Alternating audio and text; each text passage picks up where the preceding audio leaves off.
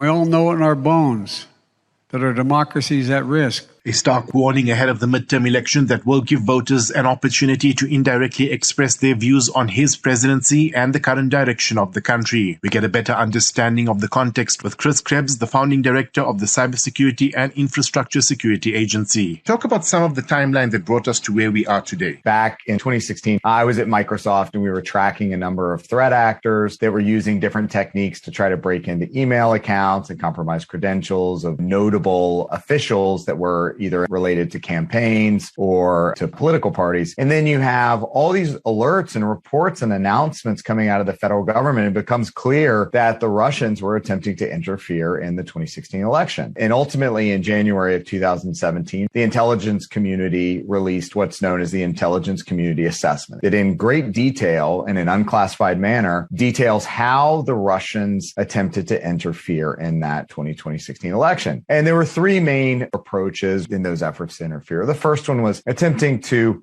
scope out and get into election equipment, the systems that actually support the administration of elections at the state and local level. The second was a hack and leak campaign focused on the Democratic National Committee and on the Hillary Clinton campaign and some of her staffers, John Podesta namely. And then third and finally was this more kind of vague, almost disinformation campaign that was trying to attack our hearts and minds and have us lose faith in ourselves in the American experiment and ultimately attack democracy. And Krebs also explains how these threats keep growing and risks increasing with every passing election. And so what was in 2016 a single foreign actor, now we have through 2018. Again, it was Russia. 2020, we had a mix of Russia. We had a dash of Iran, a sprinkle of China. 2020 was a pretty active space. He points out that the latest threat to emerge from the 2020 election is the most toxic and dangerous one yet. But it's what happened after the 2020 election and even today, where we really see that we actually don't necessarily have all the tools that one might hope for. Our intelligence services are well equipped to address some of the threats from foreign actors. But when it comes to domestic threats to elections, we're still scrambling a little bit, and we are hindered in part by some of our own constitutional protections, of course. According to Krebs, the domestic threat will pose many challenges to Americans building up to the 2024 presidential race. Looking forward into 2024, I see four threats or risks to the election. First is this continued delegitimization of the 2020 election results and whether President Biden was duly elected has continued to calcify, further reaching down into just the general population and mainly in the Republican Party. The second threat that I'm concerned about is this delegitimized concept is then manifesting in threats to election workers. We're seeing intimidation and threats against voters themselves. The third threat that I'm concerned about is the actual infiltration of the election administration process by radicalized and activated people. The fourth main concern I have is that as we're all domestically kind of at each other's throats, it really makes it quite easy for those that may wish us harm. There's a lot of opportunities. There's a lot of attack surface to just further exacerbate and magnify and amplify the degradation of discourse and create further chaos. With officials across the country warning that elections may drag on for days or weeks, there is no doubt the outcome will influence the playing field for the 2024 presidential campaign, and especially the odds of Donald Trump running again. Yakut Tobias for CI Radio News.